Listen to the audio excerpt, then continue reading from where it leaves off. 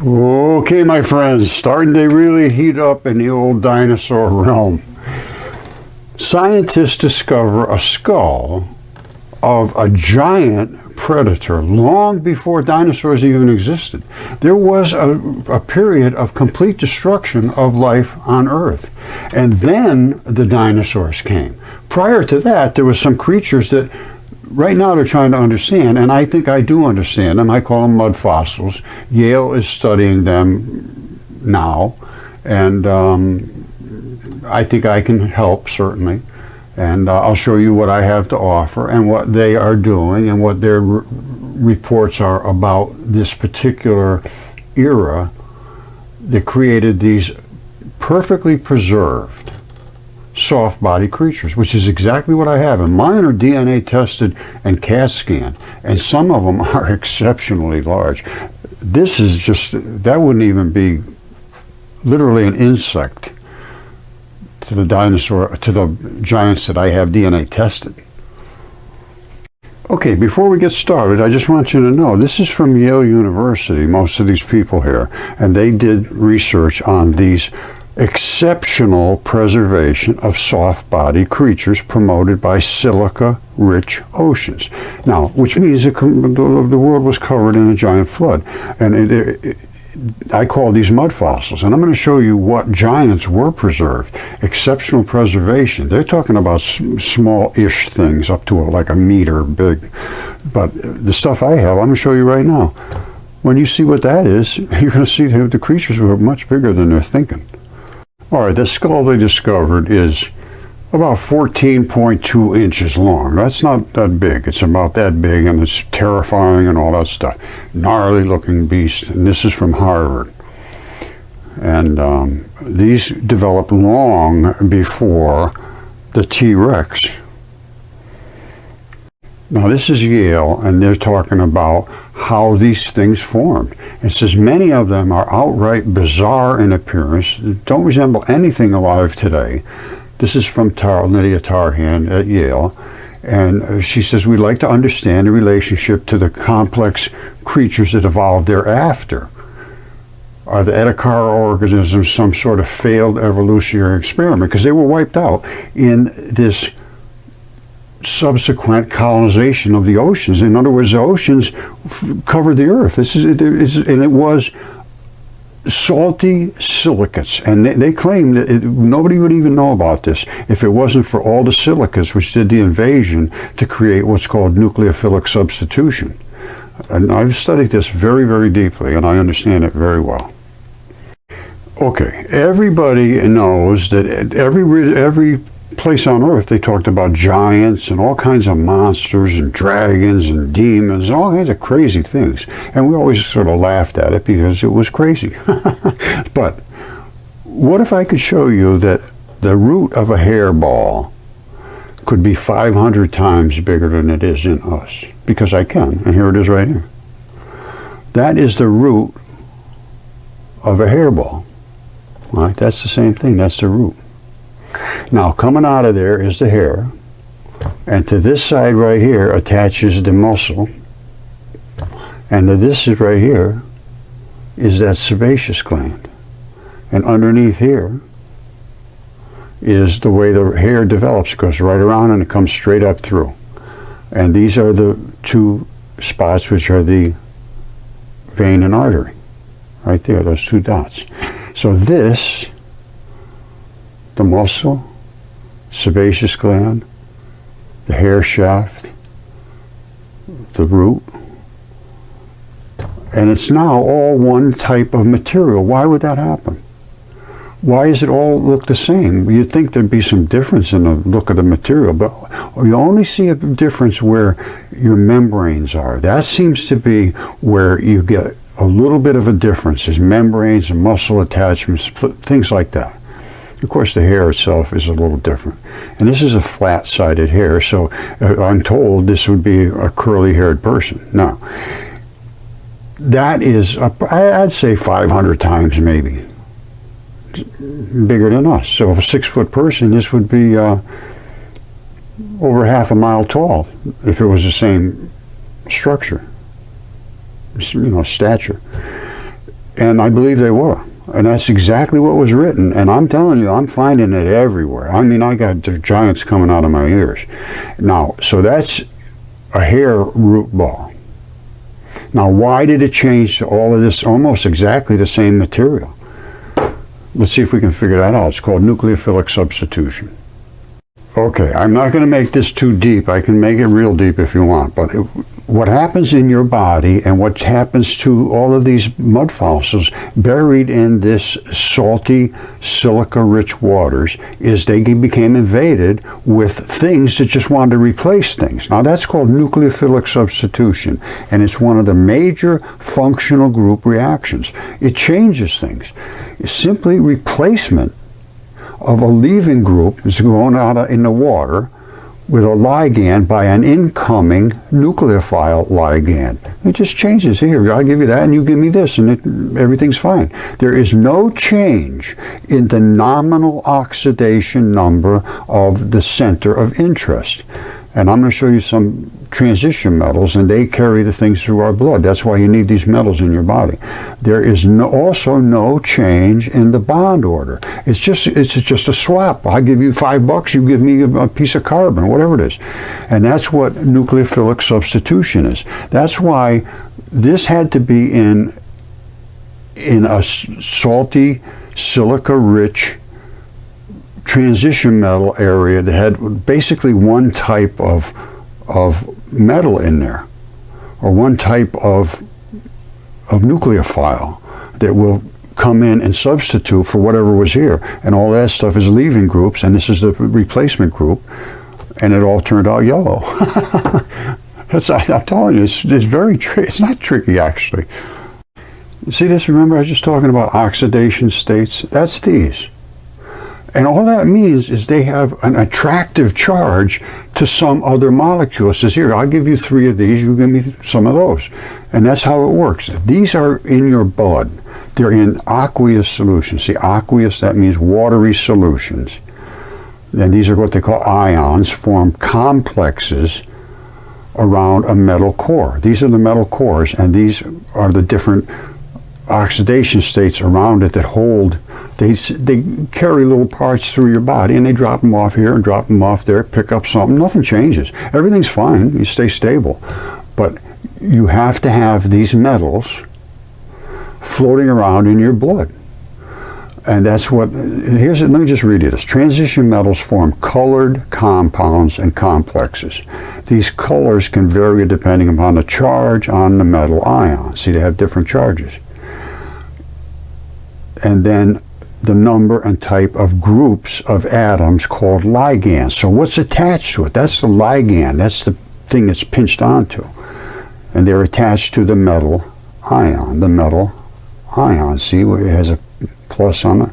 That means it's a charged particle. So it can charge and carry some of these other charged particles that they're like as a reverse charge to it. Think of it that way. One of them has a positive charge, one of them has a negative charge. And they sort of attach together. Basically, it's a little complex. I always get into this. It goes too deep. Just remember that your body is in continuous transition of every molecule in your body. Is continuously getting oxygen, giving up waste products, taking on this, taking on that, and that's exactly how it happens with aqueous, watery metal solutions in your body. If you don't have the right iron and so forth, that's why the guy's weak. Why is he weak? Oh, he's iron deficient. Well, that could be, because iron carries oxygen. These are the 2 oxygenation states, plus 2 and 3. One of them is 2 means you already used the oxygen. The plus 3 means you're still holding on to an oxygen. All right, and I see this all the time in my mud fossils. The black blood is the O2 state, and I show it, it's green, I don't know why. The plus 3 state is red. It's red blood. That's because it's got that extra oxygen. It's red. All right, and the same thing in your body. Your vein blood is a bluish blood, and your red blood is your artery blood, and that's oxygenated, and that's red.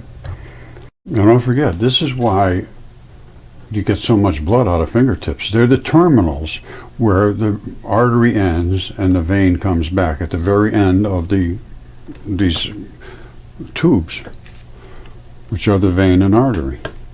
All right, just as a little bit of support for my claims here, I did this deeply, all of this chemistry and thermochemistry and bonding orders and, you know, all the quantum. This was my life, is into this electronics and so forth. So I have every ability to speak on this as anybody else does. So, and I do understand it, and my understanding of everything is that the transfer of energy is from light. Basically, it's from light into atomic vapor. Light is the beginning of all energy, and everything's made of dipoles. Anyway, this is my work from years and years and years ago. So it's all starting to make sense now. I mean, it didn't for a long time. I'll tell you, I had a hard time struggling with it and trying to relate it to life and everything else. But now everything relates just absolutely flawlessly. Okay, let's go a little deeper. Now, you've seen the hair root, and that's the root of a hair. That's just absolutely stunningly gigantic. And I showed you about the transition metals and nucleophilic substitution and why they come out this way. And this is because it was impacted in mud, and all of that stuff was still going through, just like it was be in your body with the blood. Mud is nothing more than eroded flesh. That's what mud is, and that's what created the mud fossils. And these books are done by another, this is not my books, but they are about my work, and it uses my name, and it's all Roger Spur's work, that's fine. Paul Amatucci's putting these books out. They're on Amazon, and they're cheap. I think they're less than $10. And they're nice. They're you know, and I don't have anything much to do with these. All it is I ask them to portray my work realistically and do whatever he wants. So anyway, I have found these giants. Now, I showed you their giant skull. Well, this is a fingertip, okay? This is a fingertip. That's just like that. It's 3 feet long.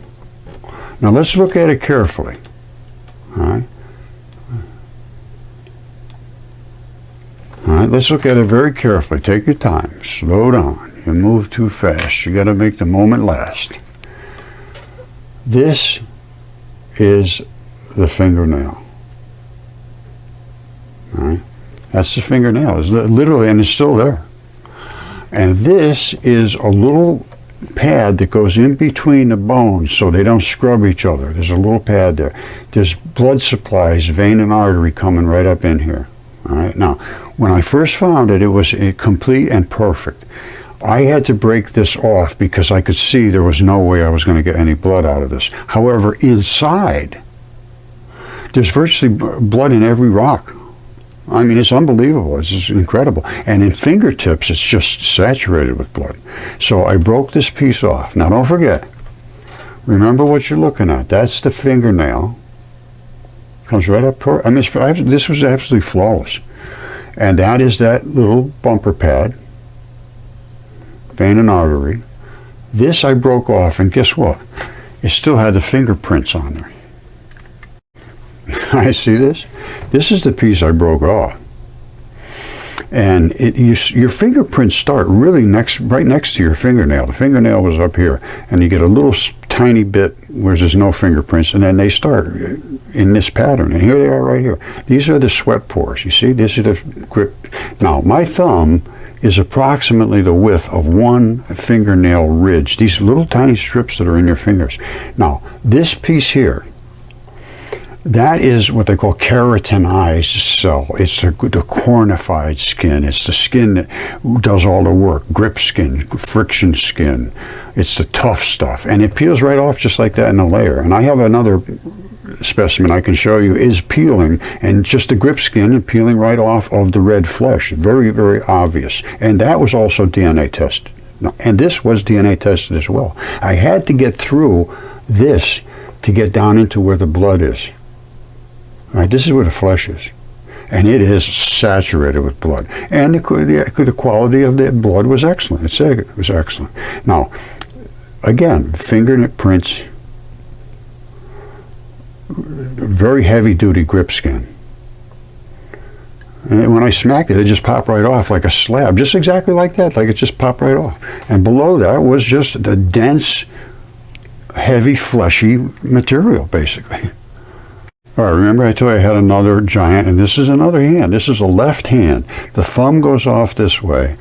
The small finger goes off that way. There's a tendon that runs right down the middle, same as you would have. Put your hand back like this. This only is coming only up to about here. All right, it's a huge hand. So I think it's a little over 4 feet wide, somewhere in that area. Now, this silver stuff is the grip skin. It's on your hands. It's on the pads of your feet, on your fingertips. It's where you do all your work. And it's I call it the cheap stuff. It'll go away. You know, scrub it off. You're doing this all day long. It's just rubbing off. I'm rubbing it off right here. It's going all day long. And skin is everywhere. I'm telling you, skin can flake off as just unbelievable amounts. But it normally comes off of these grip skin areas. It's made to be disposable, basically. But if you look closely, you see how it's just peeling right off? It's made of a different material. It's keratinized. This is your pads of your hand. It's already gone from there. So you're down into the red fleshy area. That's the cleave right in between your pads of your hand. The small finger goes off this way. Now, and this is also DNA tested. So three things. This was DNA tested, this lung here. And it was saturated with blood, absolutely saturated. I drilled in here somewhere. I think I drilled right in there. And you go in deep and you get the blood out of the inside, just like the hand. The fingertip. And the same here. I went inside and actually I took it off of a fingertip that also came with that. Here, hold on a second. Whoops. Now, I've shown it a million times. It's that one right there. And there's I have knuckles and all kinds of things from that. So this is not just one off here and one off there. And I have all kinds of stuff. This is a bone. And this is the problem. They don't understand that bones could turn to stone. Now they do. Now they've started to understand the process. I told them, it's a nucleophilic substitution. And just look it up. Get somebody understands chemistry down there at Yale, or somebody else understands anatomy. Because I was told by the guy that wrote the paper, actually, on this Ediacara preservation, he told, oh, that's just a bone, that's just a rock. And I had put to Yale all my stuff, DNA tests, CAT scans, because I have CAT scans too, and they just disregarded everything. And then they did write the paper after I put out a book that I was so upset. I wrote a book somewhere. Here it is. Mudfossils and Velikovsky, because Velikovsky's the one that found out how this whole process happened. It was a hot, salty flood. That nobody can get their hands around that either. But you can make mud fossils very quickly and very simply. And they say even in their paper that this could have happened within hours or days. These could have transitioned into these mud fossils, like this lung. It happens almost overnight, basically. And they agree with that now. These are all my claims in this book. And this was a year or so that I published it before they wrote their paper. So I understand this process. I should be able to talk about it, but nobody will respond. So what do? I do this. See, I told them it's mud fossils. They had to change it into sand. It's not the sand. Mud. Sand will not transfer the molecules the way mud does. Mud is nothing more than eroded flesh. So this is just a ruse so that they can claim they figured this out. They call it the Ediacara Biota, which were much richer in dissolved silica. And I know why. Because the membranes that coat everything are made out of phospholipids. And what's phospho? It's phosphorus, which is right above silica and aluminum. All feldspars are made from aluminum silicates, and the feldspar is the coating of all these creatures, because the coating is made from phospholipid membranes. So I understand the process, the chemistry, the nucleophilic substitution, why all this happened. And it says it could have occurred over a matter of hours or years rather than millions of years like normal. And these organisms were rapidly buried by sand. No, they were by mud. Underwater storm events. No, it was a worldwide flood. This is all academic mumbo jumbo to try to change the truth of the matter, first of all, and secondly, to take credit for it. See, this is also what Yale does not understand. They say a big part of the answer involves figuring out how these fossils were able to form, and the animals themselves were entirely soft-bodied. That's not true. They lived before the evolution of shells, teeth, bones, or anything, which are typically the only parts of an organism to become fossilized. That's totally wrong. This was a bone. It was invaded. It was nucleophilically substituted during this worldwide flood event, which didn't happen long ago, because most of this stuff was exactly on the surface. This goose or duck or whatever it is, to my buddy Caesar Augustus, my good best friend, here's his feathers right here. This happened in a great hot saltwater flood. And it basically caused the phospholipids, which is everything that is a coating, which is a membrane, your skin, organs, fascia. It turned it into feldspar. That's feldspar. So I know how it happened. It's just a very simple explanation. All right, I might have showed this already, but they say that many of these creatures, that the things I'm finding, I agree, they're outright bizarre in appearance, do not resemble any organism alive today, said one of the authors of this paper from Yale.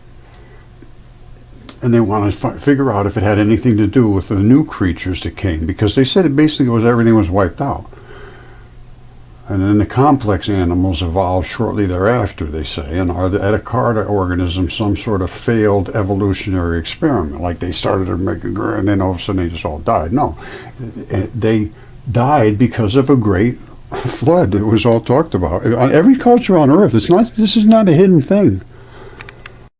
All right, remember this. They're talking about this thing being huge, 14 inches long for the skull. No big deal, I'm going to tell you right now. And they also say this happened prior to a great destruction on Earth. I can't disagree with that, which was the Great Flood.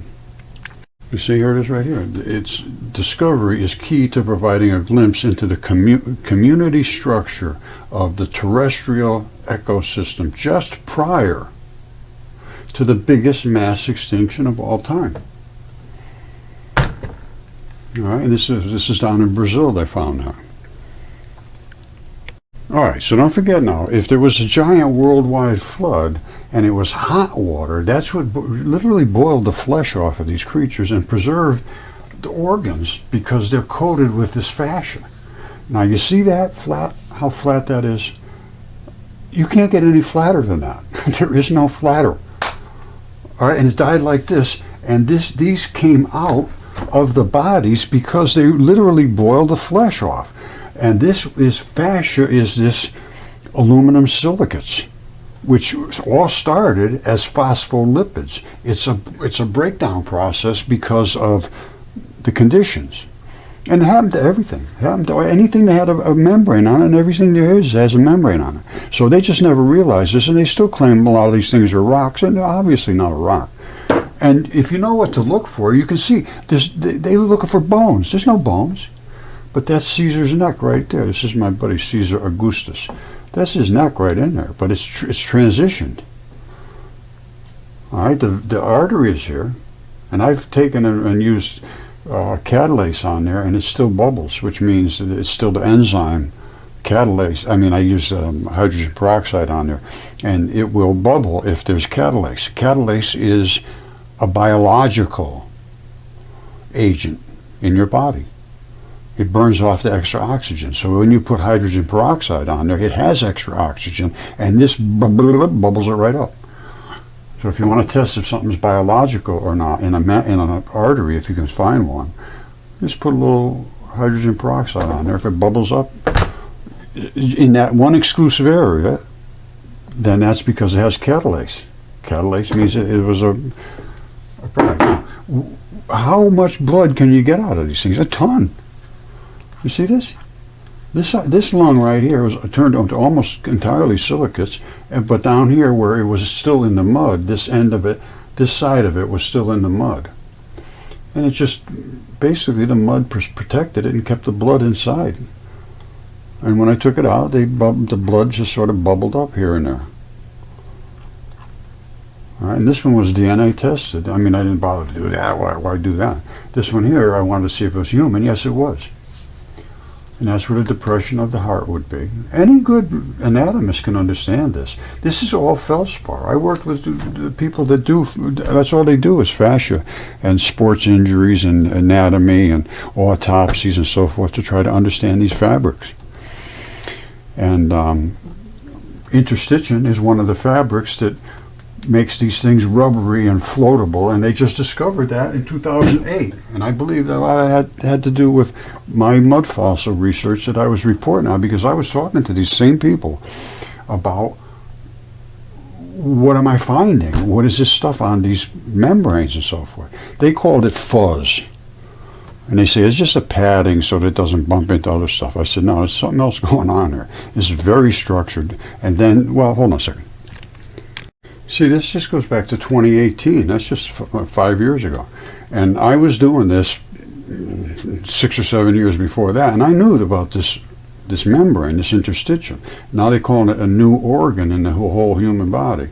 Scientists say they discovered a new human organ, and it is. It's the biggest organ in the body, basically, because it carries all the things through your body that protect you. Okay, I think I told you I had all this stuff, not all of it, but I had 3 things DNA tested. And it came back with excellent quality DNA sequence obtained from the 36-inch tip, that huge fingertip. And the lung also had, I had the lung out here, but the lung also had excellent quality. And the big mud hand was not as good, but it was still good. And they sequenced it, and it did come out as human mitochondrial DNA. Homo sapien mitochondrial cytochrome B and D-loop region for the 36-inch tip and the lung and the other one too. So they are DNA tested, and it said they were excellent quality. I mean, it was, and he said this took 2 months to do, and this was a very expensive test. Now this is about the different extractions and so forth. Now, what you have to understand is I sent them the samples that I personally extracted under very good conditions. I did everything right, and and he said there was no contamination. They did negative controls. There was nothing that was negative. Everything was right.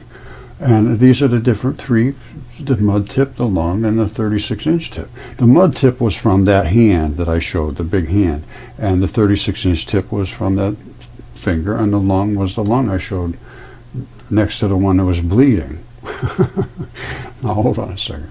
And here they came out, Homo sapien, da-da-da-da. Now you can come here and read all this special stuff. Now, the one that actually did the original research, I don't want to show his name because they attacked him.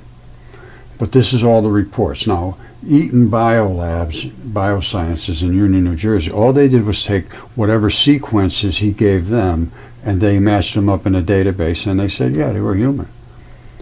And this is what they came back, Homo sapien mitochondrial.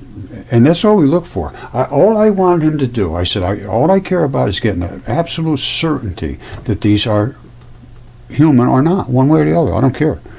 And that's exactly what was done. And they came back with, this was not a cheap test. This was a very, very sophisticated test.